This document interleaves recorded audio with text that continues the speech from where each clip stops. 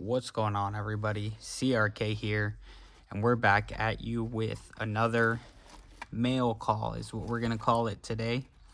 Inside of this one, we should have some good stuff. It doesn't really sound like it right now, but I'm hoping if it's the right package, it'll be something like this.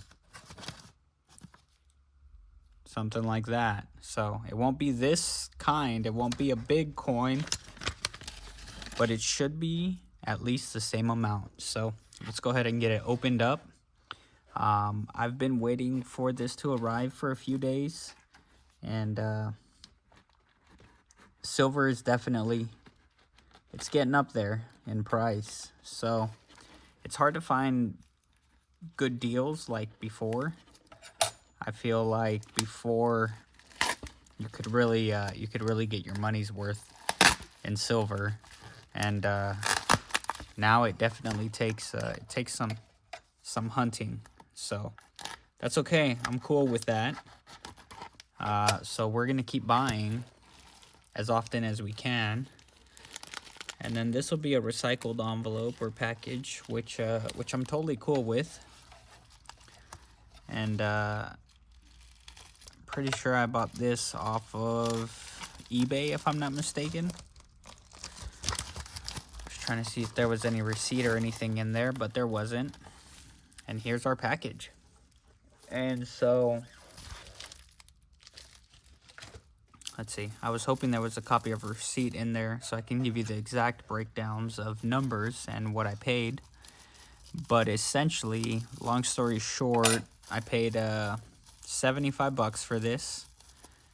Shipping was complimentary, and then I guess the only difference would have been like taxes. So this order should have come to about $81, I want to say. And so like I said, it's definitely not what it used to be, but we still getting some good coins, and we'll kind of give it away here on what we're picking up. But again, I also, in collecting, I will also collect on not only the condition of the coin, even if I feel it could be a coal. I also collect on the date, and of course the silver or gold value is a big thing, but silver mostly is what we're looking at. So 24.19 grams of silver. I don't know how accurate that is, but let's go ahead and take a look at it. This was someone who was selling these individually, I want to say for about $8 or $9 a piece. And so what I did is I decided to buy them out mostly at a bulk. I think they had about 12 or 13 pieces online. And I said, hey, what would you do for 10? And essentially that's what we did. So let's go ahead and count them out. Make sure it is 10. That's 4, 5, 6, 7, 8, 9, 10. So we do. We've got 10. Let's zoom in there. 10 beautiful pieces of history here. And first thing we're going to do is we're going to do a sound test, because that's kind of the easiest for me to do. And everything essentially sounds the way it should. Nothing sounds out of the ordinary or sketchy at all. It's a lot harder to do the ping test on these because they're so small, but you could hear it there at the beginning if you...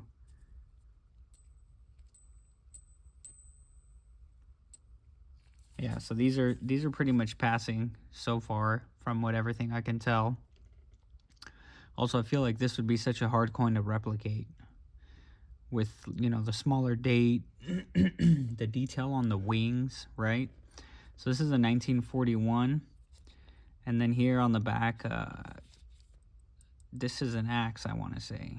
So I could be mispronouncing or giving it the wrong name, but I believe it is an axe. Yeah, see, even all the small all of the small detailing back here is hard to replicate. So I don't really worry too much about buying these online, because it's just a nice design. Harder for me to to feel like somebody's gypping me, right? 1941 here. No, that's a 43. 41 was over there. And let's see, the 43 will have, we also have the W there for, I want to say that was the artist design. And that one, these don't have mint marks, I don't believe. So let's keep going and see what else we've got in our stack here. We've got some of them have slightly damaged there, which is fine. 1945 on this one. All right, so that's number 3. See if I can get these slightly closer there. And I'll try to separate them as close as possible by year. So let's do that. That's 41, 43, 45. And let's see if, what else we got. Here's a 44. And so essentially what I wanted to do is Morgan dollar, Peace dollars. I haven't gone to my local branch, but Morgan and Peace dollars are getting a little harder to find at less than $100. I think I saw a post the other day for 1921 Morgan dollar, and they were asking for like $104, which to me just seemed out of this world. I don't think I've ever paid anything over like maybe $28, $30 for an ounce of silver on a Morgan dollar, which was pretty funny to me. So 1944, put there. Next up, we've got a 1941. And so this was a nice way for me to still be able to get into an ounce of silver at a lower cost. So I'm technically still getting my ounce of silver here, if you will. I'm just doing it in 10 smaller pieces. And so this will almost feel like a fractional gold, fractional silver kind of buy. Here's another 1941. And yeah, that was kind of what I was able to do. Oh, this one's got some buildup on here.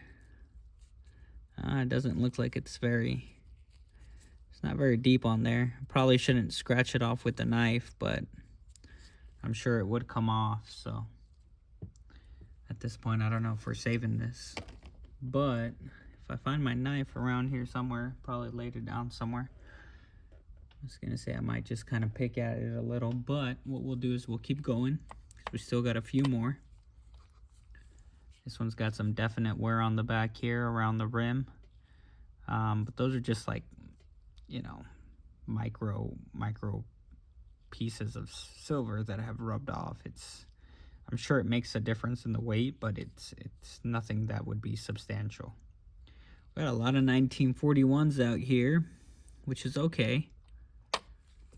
I can imagine I worked out a deal with this guy and he probably sent me the most common dates or the ones that he had the most of, or the dirtiest ones, right? Look at this down here. 1943. And that's okay because at the end of the day, like I said, our goal was essentially to get as many of these as possible for the same amount, for less than what people are asking. So 1945, and silver has been going up and down, but we don't really pay much attention to it because we are holding a long-term game. This one here is questionable. I should definitely message him and be like, yo, what's up, dude? But it is a complete coin, and it's probably just the most trashed one, so that's all right. We can't really complain when all the other ones look fairly decent. So we'll just try to slide this in over here.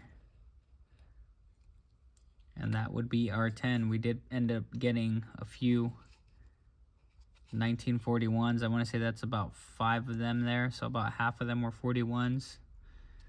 We got 3 1943s. Oh no, sorry. 2 1943s. A 44 and 2 45s. And so it's a pretty good turnaround for me, I would say. Bring them a little closer here. And like I said, this is kind of an easier way to just get into silver. So if you don't have $100, if you don't really have what you need to buy a Morgan dollar, you can either save, and the price probably still fluctuate up and down. It might go back up to $118 an ounce. It might come all the way back down to, who knows, $60, $70. Like I said, it was a year ago this time, it was about $30. So take that with a grain of salt. That's what silver was trading at per ounce about a year ago. And so do I think we'll go back to $30 an ounce? I'm not a financial advisor and I'm not giving financial advice, but I highly doubt we will see $30 an ounce ever again. So like I said, take it with a grain of salt. The most important thing that I've done in my journey here is essentially to stack when I can and stack as I can. I didn't see this one had a D mint mark on there. And so that's allowed me to play a fun game of not really like over stressing myself out on collecting and not really worrying about what I'm buying or when I'm buying it. Kind of scratching this coin here, so I don't really want to keep doing that.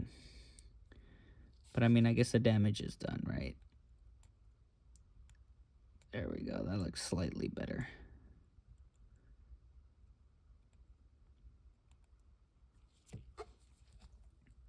Yeah. Anyways, so that's a D mint mark. I don't know if any of the other ones. There's another D mint mark there. I can't tell if that has a mint mark. But it's cool. It's cool to keep adding these Mercury dimes to my collection, because I don't have as many of these as I thought I did. And, this was one of the older collections in the U.S. dimes. I know, of course, the Roosevelts were the final collection that had silver in them. But these, along with the Barber dimes, would be pretty cool to keep stacking as well.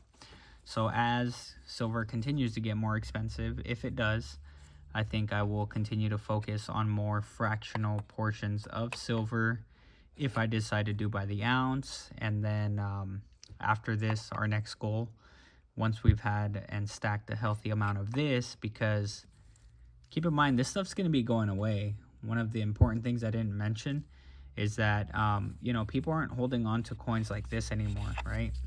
This coin is completely trashed. Well, it wasn't that one. Sorry, buddy. This coin is completely trashed. So most people, I know there's even like some jewelers in New York, Trax NYC, he made a short about it recently, where he's not holding on to any of this. I don't think he would care what condition it's in. He simply put, this kind of silver, it's government, property, but essentially if you buy it at face value, or if you buy it at whatever value you buy it at, you could use this as face value to melt for silver or whatever the case is. Obviously it's going to be worth a lot more in melt value as opposed to, face value, right? But so essentially what he's doing is taking it, melting it down, turning it into jewelry. And so keep that in mind as you're collecting these semi-precious or some semi-important dates. Numismatics, I think, would be important. Condition of the coin, obviously, like that, this with a hole, that coin I just scratched, aren't going to be great examples. But somebody starting their collection off that needs a 43, a 44, a 45, those are things that if you have time, or if you have the horizon for holding, that would be a big differentiator between you being able to, maybe double your profit and quadruple or quintuple your profit. So keep that in mind. With time, I think these will also be collector value. I think the collector value will increase as they continue to melt these down and they continue to disappear. They might have minted, however many, let's call it, they minted, 20 million of these dimes for that year, or whatever the number is, 100 million. But there might only be 20 or 10 million left. And if they minted 20 million, there might only be, you know, 300,000 or 400,000 left, right? Reality is nobody really knows, but a lot of this stuff is getting melted down for the silver content. Silver has become more scarce, I believe, at mines, and also it's being used up by AI, data centers, technology, electric cars, you know, just the list goes on, right? So as time progresses, don't forget silver is one of the most conductive metals. It will be continued to be used. It will be continued to be melted down, and the longer you can hold up, you know, on your collection and just keep that stronghold, diversify obviously in many aspects where you keep your collection, how much of it you keep on you, and where you're putting what, right? So if you have at home, make sure you have a TL safe. If you're taking it to safety bank deposits, make sure you're doing a few different deposit boxes throughout town. So those are very important things, right? As time passes, I don't want to run off the rails here, but like I said, talk to your financial advisor, because I am not one. But I think this is the way to go if you're having a hard time, or you're just starting off. You haven't really found your way into Morgan or Peace dollars, you know, things like that, standing or sitting liberties, anything like that. Barber dimes, or Barber quarters. I know those are a little bit harder to find. They come with a lot more of a premium. So consider these Mercury dimes, things like that. This will kind of be your best bet. I don't really recommend any of like the war nickels and stuff, because those are more 40% silver, if I'm not mistaken. And then, you know, that's kind of, it gets iffy. This stuff, at least I want to say it's what, 90% silver, 10% copper. Makes it a better yield overall. You're sitting on mostly silver again. And I think this is kind of the way to go. So if you have any questions, definitely leave them in the comments down below. If you haven't already, a thumbs up will definitely help the channel, and I will definitely appreciate it. Let me see if I can get a nice little cover here, cover picture for this, as we have for all of our nice actual videos. But boom, we got it. All right, thank you all for staying around, and like I said, if you haven't, a thumbs up would be great. It's free, and it definitely helps the channel out.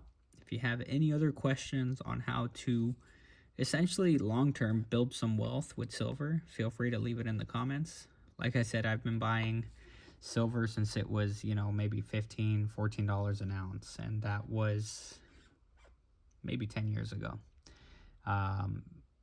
It went from 15 to 30 very slowly. It took majority of those 10 years.